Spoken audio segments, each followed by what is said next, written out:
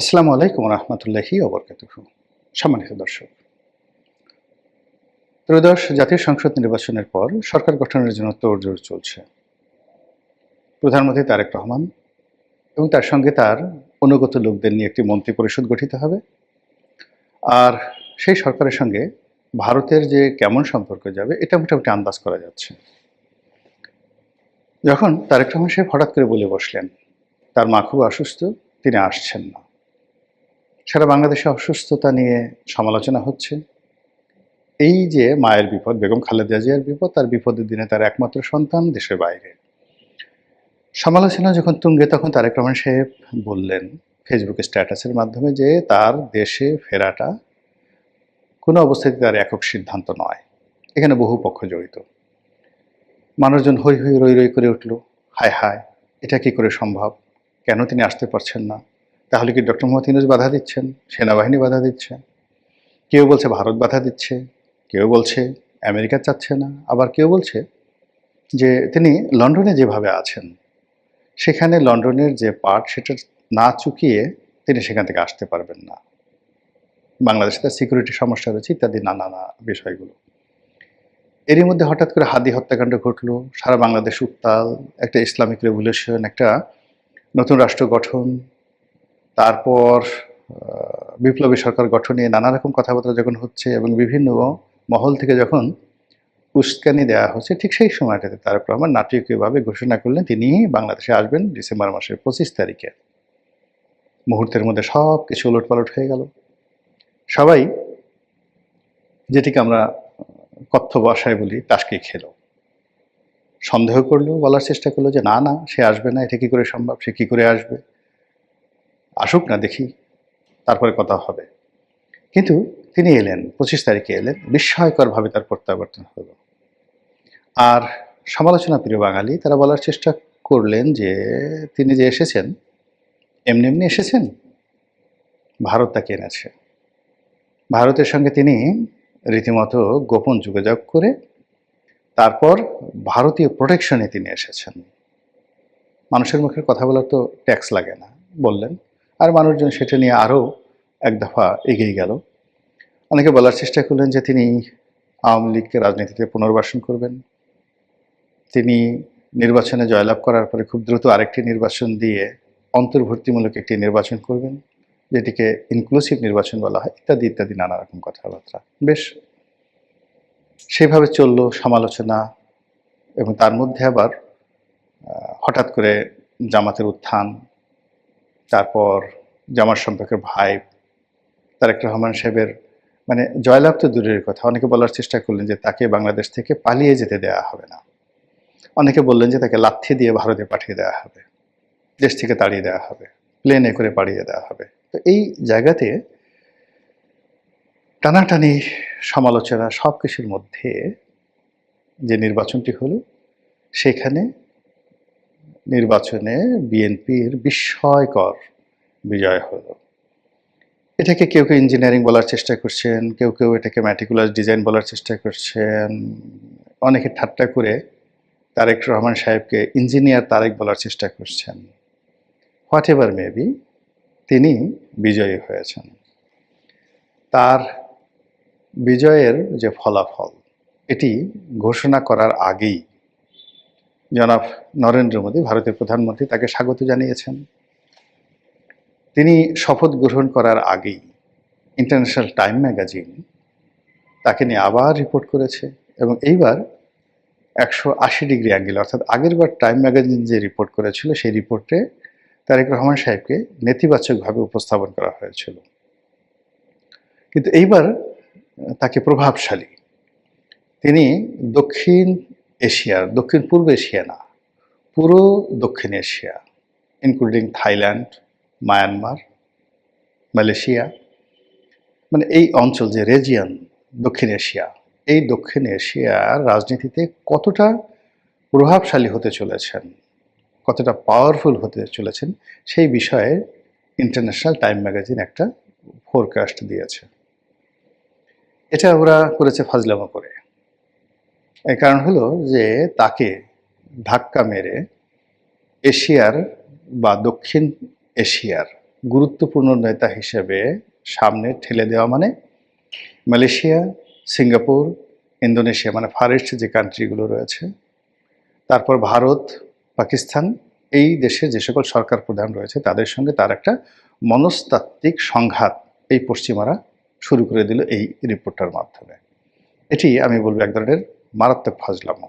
Anyway, যেটা বলছিলাম যে নরেন্দ্র মোদী তাকে অভ্যর্থনা জানিয়েছেন, আর এখন 18 তারিখে, আমি এই ভিডিও করছি 14 তারিখে, তো 18 তারিখে সেই নতুন সরকারের শপথ হতে পারে, মন্ত্রিপরিষদের শপথ হতে পারে, এভাবে খবর প্রকাশিত হয়েছে। রাষ্ট্রপতি শপথ বাক্য পাঠ করাবেন।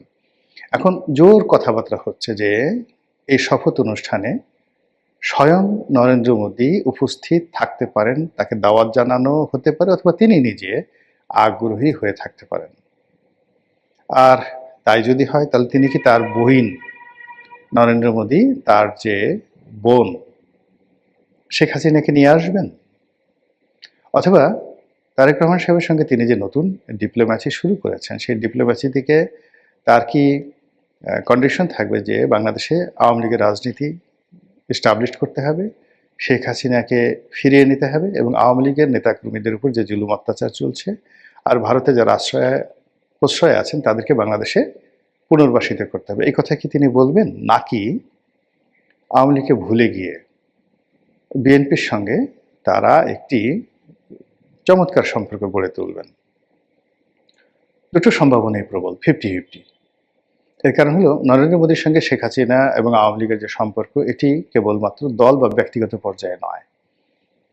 এই সম্পর্কটি ভারতীয় রাজনীতির রন্ধ্রে রন্ধ্রে ঢুকে গেছে সিন্স 1965।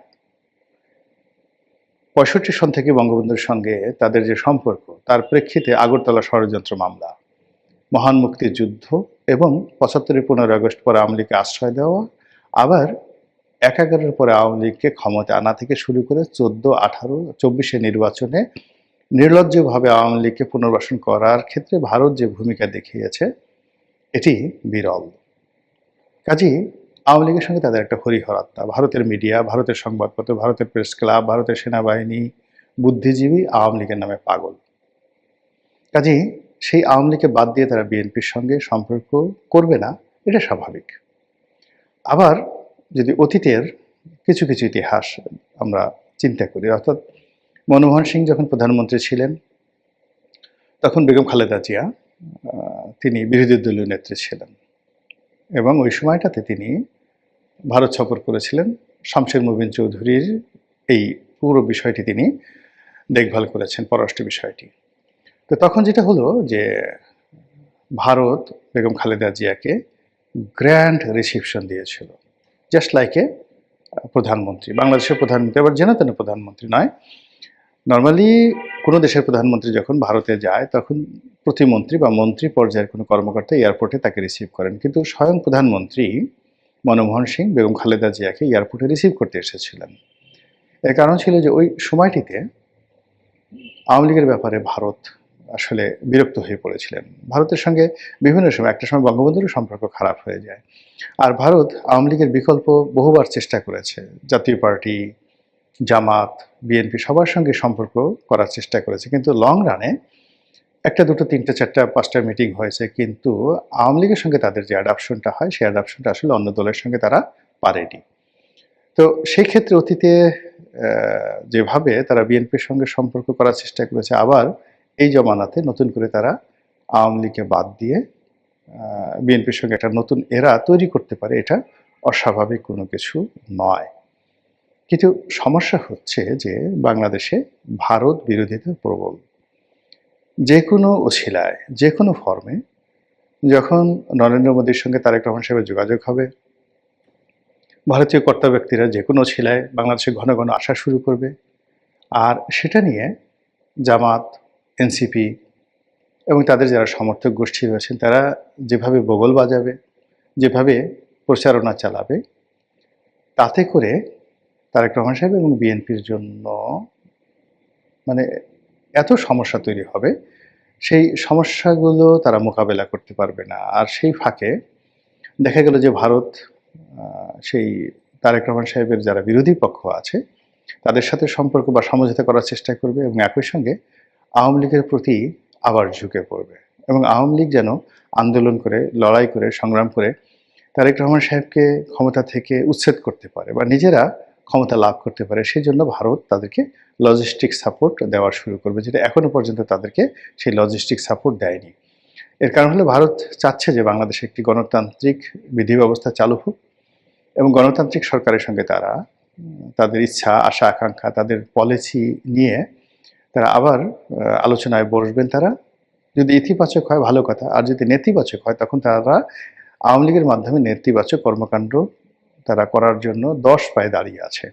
তো যার জন্য সামনের যে ৩-৪ মাস সময়, সেই ৩-৪ মাস সময়টি জনাব তারেক রহমান সাহেবের জন্য, ভারতের জন্য, শেখ হাসিনার জন্য অত্যন্ত গুরুত্বপূর্ণ, সংকটাপূর্ণ এবং কৌশলগতভাবে তকদির বদলকারী সময়, কোর্স অফ অ্যাকশন। এবং এটা কেবলমাত্র বাংলাদেশ নয়, বাংলাদেশ ভারত, বাংলাদেশ পাকিস্তান, বাংলাদেশ আমেরিকার সম্পর্ক একটা শেপে চলে আসবে আগামী ৩ থেকে ৪ মাসের মধ্যে। মহান আল্লাহ আমাদের সবাইকে হেদায়েত দান করুন এবং হেফাজত করুন। আসসালামু আলাইকুম ওয়া রাহমাতুল্লাহি ওয়া বারাকাতুহু।